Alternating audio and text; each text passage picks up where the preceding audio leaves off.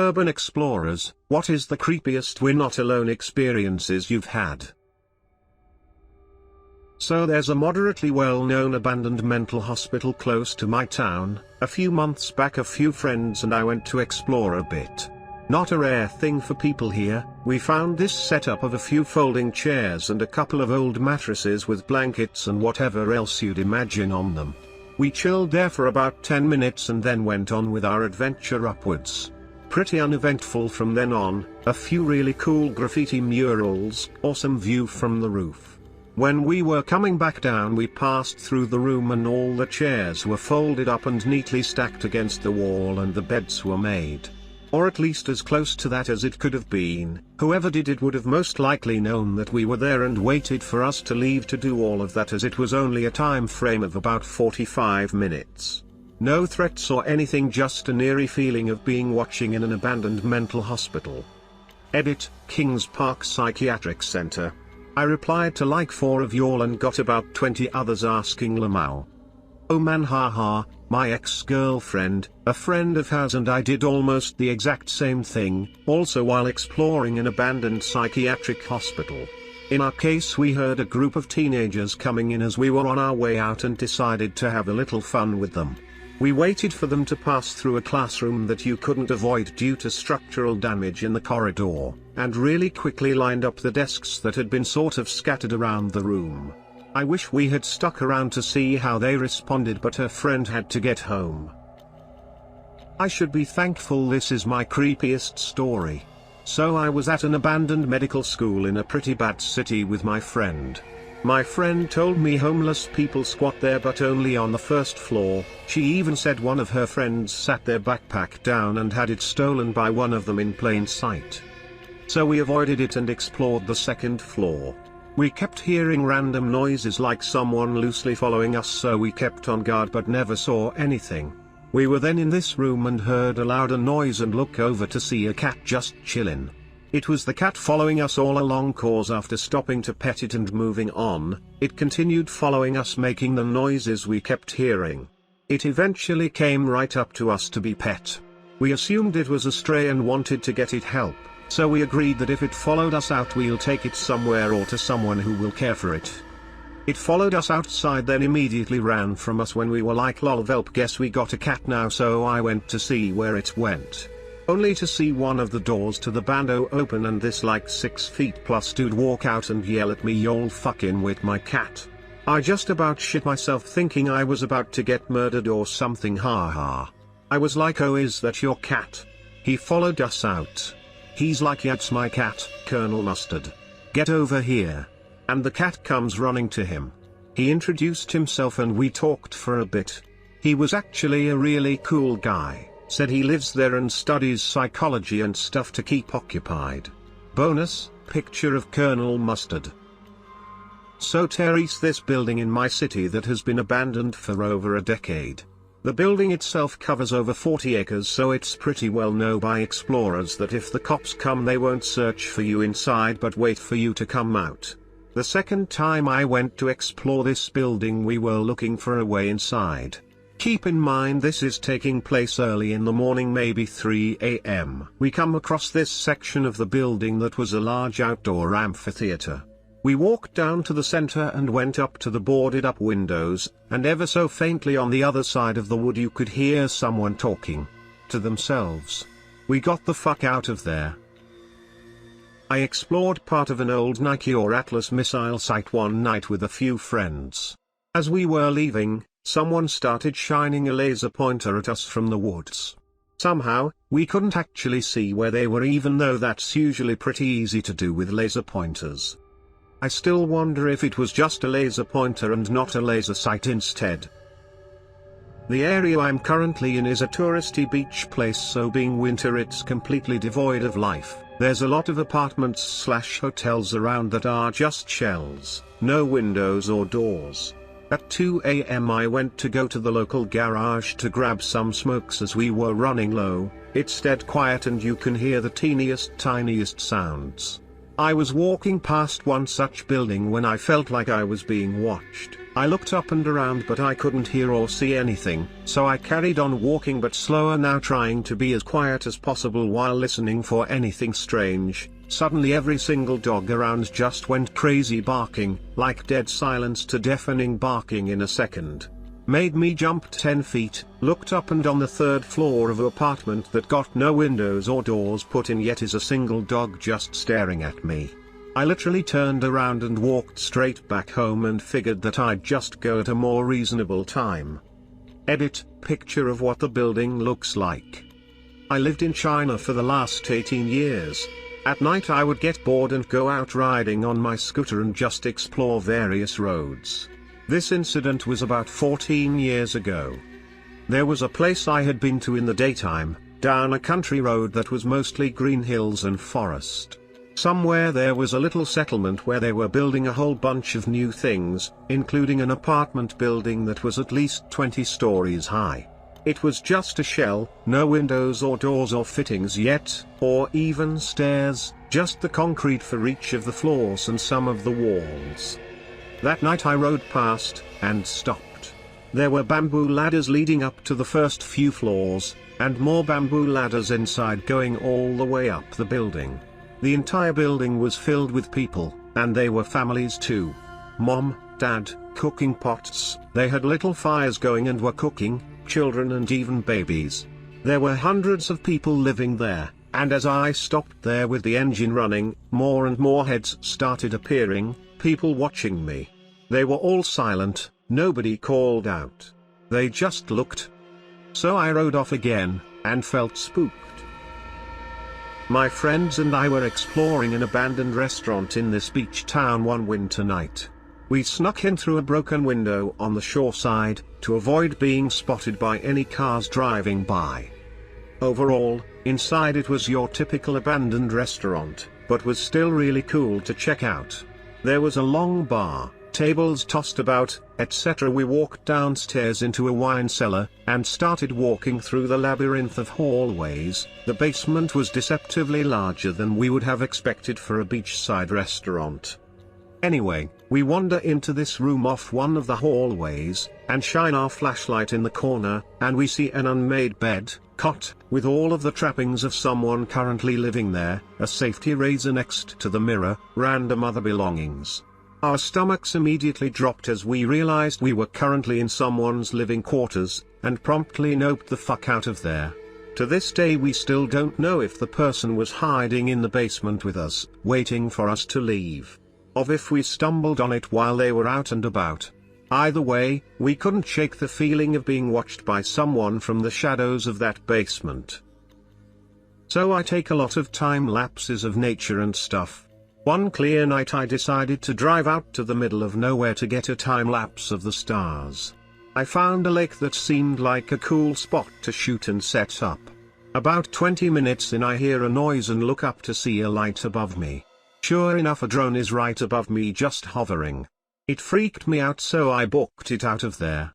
I later learned I was trespassing on government property. I live in a big US West Coast city. In a neighborhood where most homes go right up to the sidewalk property line and have a yard in back. My place is the opposite, house is at the back of the lot, front yard keeps me buffered from street noise. It's a nice, dark little oasis in the city. My house has a double door, split door, so the top can open independently of the bottom. I often leave the top open when the weather's nice. I'm sitting on the couch in the living room, all of 15 feet from the door. It's nighttime, I'm reading, and the door's more or less directly in front of me. The porch lights off, yard's dark, the only lights from the dimmed reading lamp I'm using. The wind keeps blowing the top part of the door open, closed, open, closed. I'm used to it, happens all the time, doesn't sound out of place. Until the door kind of misses a beat, I don't hear it thud closed. I look up, and it's perfectly still, only open 2 or 3 inches. It's one of those WTF are my eyes seeing moments. There's like a 15-mile-per-hour wind outside. How is the top part of the door partially open and perfectly still? Then my eyes or brain recognizes it, the outline of a hoodie, drawstrings, hood up. In that instant I am frozen and my heart is pounding. Someone is literally standing right there, hood up, holding my door open. I can't see his face, but he sees me noticing because he says, "You should keep your doors locked." Motherfucking what? Now my adrenaline kicks in, I jump up shouting, he bolts. I get the porch light on in time to see him running out the gate.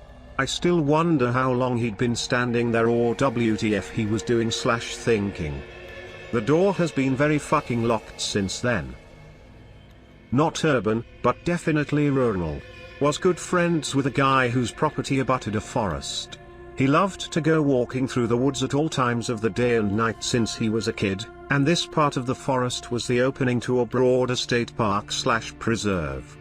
Anyway, one day, he comes into work and is so excited to tell us he found a large, two-story cabin in the woods he had never seen before. So, it's been about 20-ish years of walking through that area since he was an early teen. He described it in great detail, and was sure it was abandoned, even though there was still furniture in there. So, we, of course, were up for an adventure, and it would be neat to have a hangout that's off the grid. A week or so later, we head out with him. All of this time, he's been ridiculously excited about the place, and says he has been to it a few more times, so he knows the best way to get there. After about an hour, he gets really depressive and confused, and he tells us that the house should be right in a clearing that we just walked into. And it was a massive clearing, too, large enough for a house, at least.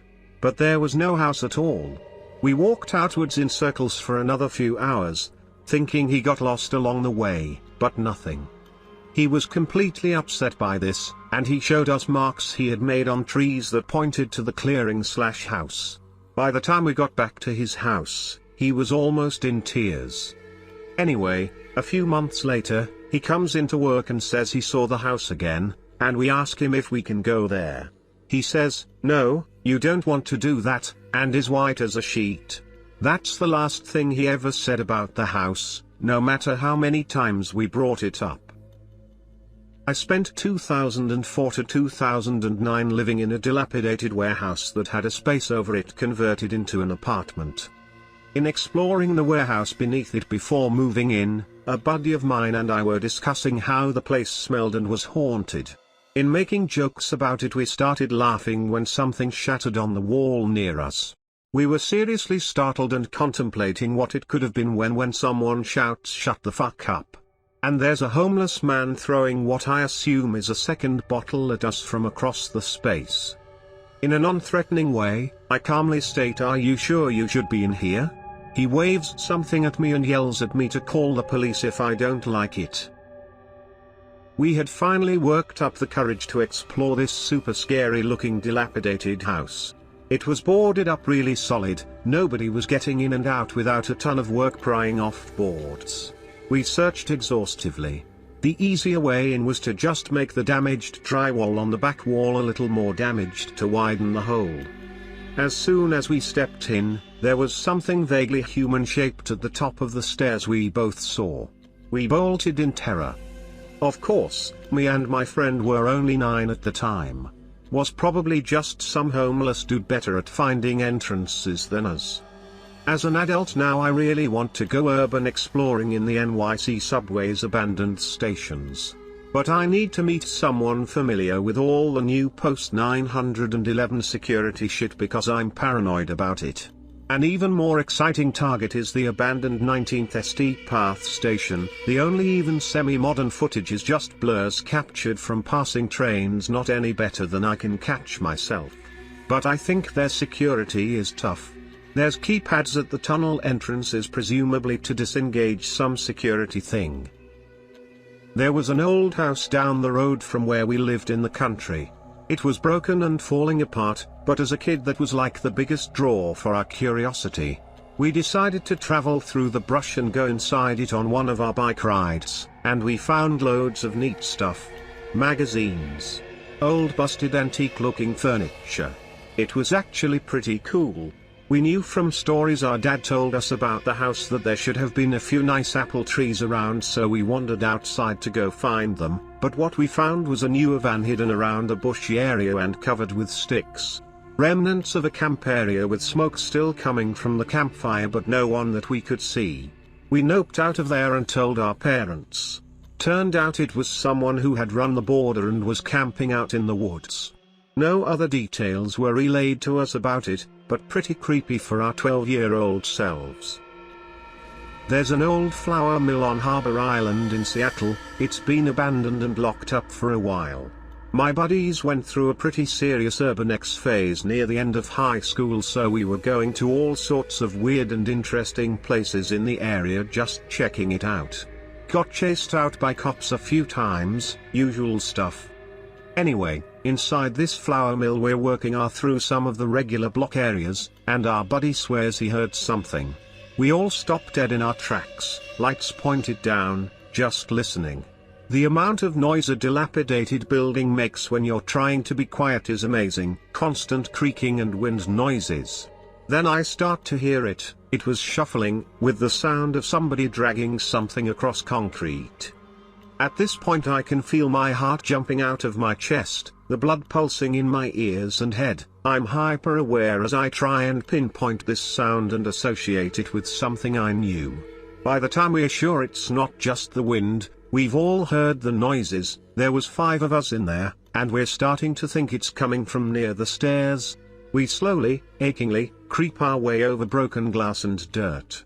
When we came up on the stairwell, we shined our lights down and up to the adjacent landings for the floor we were on and couldn't see anything.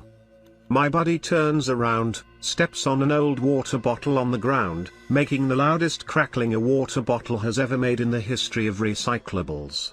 One of my other friends, looking back down the factory area we came through, gets startled and yells "fuck" at the sound of the water bottle.